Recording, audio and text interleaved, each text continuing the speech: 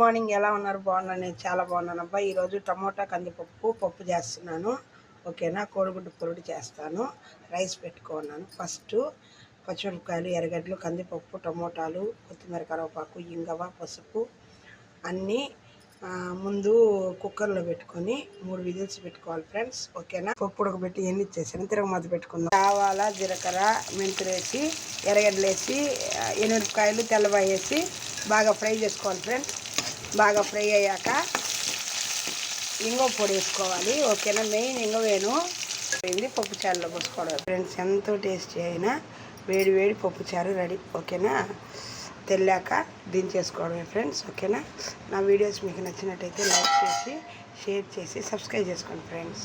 ఓకేనా, bye friends. Combination కోడిగుడ్డు పొరుటు. ఎర్రగడ్డలు బాగా వేసుకోవాలి, ఎర్రగడ్డలు, పచ్చిమిరపకాయలు. ఓకేనా, గుడ్డు పోసేసుకొని ఇట్లాగ పొరుట్టుకోవడమేను. ఎంత టేస్టీ అయినా కోడిగుడ్డు పొరుటు కూడా